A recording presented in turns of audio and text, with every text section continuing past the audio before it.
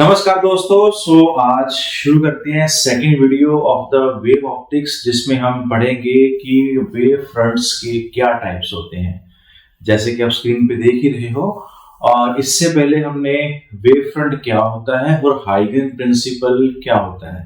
अगर आपने वो वीडियो नहीं देखी तो पहले वो देखिए, अदरवाइज आपको ये सारे का सारा चैप्टर समझ में नहीं आएगा। जैसे कि मैंने पिछली वीडियो में बताया था कि ये टॉपिक काफी इंटरेस्टिंग है। वन बाय वन इसको हम समझते हैं। इस वीडियो में हम समझेंगे वेव फ्रंट की टाइप्स कौन कौन सी होती हैं। देखिए, वेव फ्रंट असल में क्या है, जैसे हाइगन बताता है, मैंने उस हिसाब से भी पिछली वीडियो में बताया था। अदरवाइज हमें पता है कि जो लाइट है हमारे पास पहुंच रही है वो और कुछ भी नहीं है, just variation of electromagnetic field है। ठीक है, तो हम इलेक्ट्रोमैग्नेटिक फील्ड की वेरिएशन को इलेक्ट्रोमैग्नेटिक वेव चैप्टर में देख चुके हैं, जिसमें हमने देखा कि एक इलेक्ट्रोमैग्नेटिक वेव जिसमें इलेक्ट्रिक फील्ड वेरी करता है टाइम के साथ और उसके पैरेलली मैग्नेटिक फील्ड परपेंडिकुलरली उसके साथ वेरी करता है। तो ये आप जानते हैं, जब ये दोनों चीजें वेरी करती हैं, अब मान लो electric field along X axis vary कर रहा है, magnetic field along Y axis vary कर रहा है, तो इन दोनों की जो वेरिएशन है टाइम के साथ साथ ये सेम फेज में होती है। ठीक है, और ये दोनों मिलके, मान लीजिए इलेक्ट्रिक फील्ड अगर एक्स एक्सिस में है और मैग्नेटिक फील्ड जेड एक्सिस में है, या इलेक्ट्रिक फील्ड वाई एक्सिस में है, मैग्नेटिक फील्ड जेड एक्सिस में वेरी कर रहा है या जेड प्लेन में वेरी कर रहा है, तो ये दोनों मूव करेंगे अलोंग एक्स एक्सिस। मतलब क्या हो गया, इलेक्ट्रिक फील्ड, मैग्नेटिक फील्ड और प्रोपेगेशन ऑफ वेव ये आपस में म्यूचुअली परपेंडिकुलर होते हैं। ठीक है, तो अब वेव फ्रंट की हमने जो बात की थी, तो हमने कहा था कि कोई भी सोर्स है, ठीक है, और जो मीडियम है, जो हमने एथर मान के चले थे, जो एक हाइपोथेटिकल मीडियम था जो वास्तव में एग्जिस्ट नहीं करता है, हमने ये बताया था कि और वैक्यूम में भी लाइट ट्रेवल कर सकती है। तो हम अगर हाइगन के कंसेप्ट को लेके चले, तो हाइगन जब बात करता है कि सोर्स है वो अपनी एनर्जी आगे किसी पार्टिकल को देता है और वो पार्टिकल्स जो स्पेस में है, जो ईथर के पार्टिकल्स वो कहता है, तो वो एनर्जी देते हैं, वो एनर्जी आगे पास करते हैं, जैसे साउंड में हमने किया। ठीक है, तो वेव फ्रंट स्फेरिकल सोर्स का किस तरह से होगा, ठीक है, उसके बारे में समझते हैं। तो देखिए, हमारे पास जो वेव फ्रंट है, मान लीजिए हमारे पास कुछ सोर्स है, मान लो ये स्फेरिकल सोर्स है, तो ऑब्वियस है जो इसका वेव फ्रंट होगा वो स्फेरिकल शेप का ही होगा। ये हमारे पास सोर्स है, ये हमारे पास वेव फ्रंट है।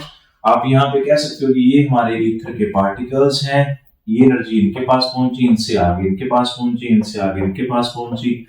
ठीक है, तो हम सारे पार्टिकल्स को आपस में जब ज्वाइन करते हैं तो हमारे पास एक वेव फ्रंट बन जाता है। और इसी तरह थर्ड वेव फ्रंट ये बन गया। तो स्फीयर के किस तरह के वेव फ्रंट होंगे, स्फेरिकल वेव फ्रंट होंगे। आप इसके साथ डायरेक्शन ऑफ प्रोपेगेशन भी बना सकते हो, अगर थोड़ा सा डायग्राम को अच्छे से बनाना है तो ये जो डायरेक्शन ऑफ प्रोपेगेशन है ये आप बना सकते हो। ठीक है, इस तरह से। तो ये जो एंगल होगा वेव फ्रंट के साथ आपने 90 डिग्री लेना है। ठीक है, ये डायरेक्शन ऑफ प्रोपेगेशन है, इसके साथ आप बहुत सारे डायरेक्शंस बना सकते हैं। अब आते हैं हम सिलेंड्रिकल वेव फ्रंट पे। देखिए, जिस तरह की सोर्स की शेप होगी ना, उसी तरह से ही उसका वेव फ्रंट होगा। अब देखिए, सिलेंड्रिकल वेव फ्रंट किस चीज का हो सकता है। And now the cylindrical wavefront will demonstrate its whoa, it's alive. अगर हमारे पास सोर्स सिलेंड्रिकल फॉर्म में हो, जैसे हम लाइन सोर्स बोलते हैं, जैसे हमारे पास ट्यूब होती है जो वॉल पे हम लगाते हैं, ठीक है, तो उस तरह की अगर हमारे पास कोई ट्यूब है, मान लीजिए हमारे पास कोई ट्यूब है, तो इसका जो वेव फ्रंट है ऑब्वियस है वो स्फेरिकल ही होगा। यहां से लाइट इस तरह डायरेक्शन जाएगी, इधर जाएगी, इधर जाएगी, इधर जाएगी, इधर जाएगी, इधर जाएगी, इधर जाएगी, इधर जाएगी। तो इस तरह से हमारे पास ये propagation of direction of propagation of light है, और इसके अराउंड जो हमारे पास वेव फ्रंट बनेगा वो इस तरह से बनेगा। तो ये है हमारे पास सिलेंड्रिकल वेव फ्रंट। ठीक है, और हमारे पास अभी बात आती है कि प्लेन वेव फ्रंट किस तरह का होगा। तो प्लेन वेव फ्रंट एक्चुअल में देखिए, प्लेन सोर्स कोई होगा तो उसका हम वेव फ्रंट प्लेन लेंगे। ठीक है, आजकल तो हम देखते हैं कि हमारे पास जैसे एलईडी आ जाती है पूरी रेक्टेंगल शेप की या स्क्वायर शेप की, है ना, तो उसके जो वेव फ्रंट है वो हम ले सकते हैं कि प्लेन होंगे, है ना। जब ये आर्टिकल आया था तब प्लेन वेव फ्रंट कंसेप्ट किस तरह से हमने लिया था वो देखिए। अगर देखिए ये हमारे पास सोर्स है, ठीक है, और ये सोर्स के जो वेव फ्रंट्स हैं ये इस तरह से बन रहे हैं, ठीक है, इस तरह से। ये जितना हम दूर जाते जाएंगे ये बड़े होते हैं और बड़े, इसको मैं स्किप करता हूं, ठीक है, ये बड़े वेव फ्रंट हो गए, ये बड़ा वेव फ्रंट हो गया, ठीक है, ये उससे बड़ा वेव फ्रंट हो गया। तो जैसे जैसे वेव फ्रंट बड़े होते जाएंगे तो अगर हम उस बड़े स्फीयर का एक छोटा सा पार्ट लेंगे ना तो वो हम प्लेन वेव फ्रंट कह सकते हैं। जैसे हमारी जो अर्थ है, ठीक है, ये मान लीजिए हमारी अर्थ का कोर है, ये लेयर्स होगी, है ना, ये आउटर कोर हो गया या ये इनर कोर हो गया या आउटर कोर हो गया, इस तरह से मान लीजिए जो हमारी अर्थ है वो अनियन की तरह यानी प्याज की तरह है, लेयर्स में, और लेयर्स सारी स्फेरिकल है। और देखिए अब हम अर्थ के ऊपर खड़े हैं, ठीक है, तो अर्थ के ऊपर, अर्थ इतना बड़ा कर्वेचर है कि हमें बहुत साल लग गए ये पता करने के में कि अर्थ गोल है, ठीक है ना। तो पहले हम मानते थे कि अर्थ फ्लैट है, क्योंकि बहुत बड़े कर्वेचर का अगर हम छोटा सा हिस्सा देखेंगे तो हमें ऑलमोस्ट क्या लगेगा, वो फ्लैट लगेगा। अब देखिए इस बोर्ड की ये लिमिटेशन है कि ये 2 डिमेंशनल बोर्ड है, यहाँ पे हम 3 डिमेंशनल चीज नहीं बना सकते। पर आप इमेजिन कीजिए कि ये स्फीयर है, ये सारे स्फीयर के पार्ट हैं, ये छोटे छोटे मैंने कर्व्स लिए हैं, बेसिकली ये सारा एक स्फीयर का पार्ट है, ये भी स्फीयर का पार्ट है। तो यहां तक आते थे ये स्फीयर का कर्वेचर थोड़ा सा कम होता गया, ठीक है। तो मैं कह सकता हूं कि ये मेरे पास क्या है, एक वेव फ्रंट है। यहाँ पे इसका एक छोटा सा पार्ट लूं और मैं यहां से देखूं इसको तो मुझे ये इस तरह से दिखेगा, ऑलमोस्ट ये फ्लैट होगा, ठीक है। तो अगर इसका पार्ट लूं तो भी ये फ्लैट होगा, थोड़ा सा कर्व हो सकता है, चलो मैं कर्व नहीं बनाता। तो ये हमारे पास क्या है, पार्ट ऑफ कर्वेचर है और छोटा पार्ट हम ले रहे हैं ताकि ऑलमोस्ट ये प्लेन लगे।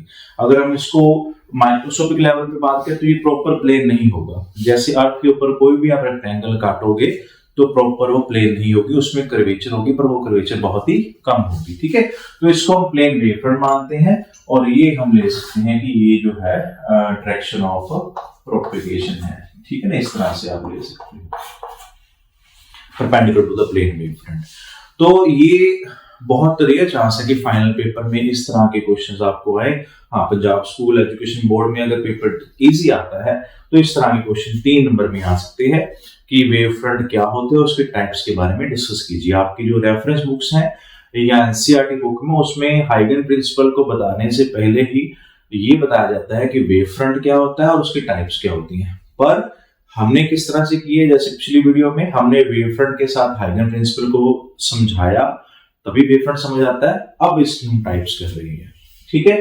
तो मुझे उम्मीद है आपको ये समझ आ गया होगा, और अगर आपके कोई डाउट्स हैं तो आप बता सकते हैं। तो नेक्स्ट वीडियो में हम देखेंगे कि अगर ये वेव फ्रंट अलग अलग शेप्स में से पास करेंगे तो आउटपुट पे क्या आएगा। जैसे प्रिज्म में से अगर ये वेव फ्रंट पास करेंगे या लेंस में से या किसी कॉन्केव सरफेस पे अगर इंसिडेंट होंगे तो किस तरह का वो शक्ल या रूप इख्तियार करेंगे, उसके बारे में हम देखेंगे, ठीक है जी। तो मिलते हैं नेक्स्ट वीडियो में, तब तक के लिए खुश रहिए, आबाद रहिए, जिंदगी जिंदाबाद। Thanks for watching this video on types of wavefront.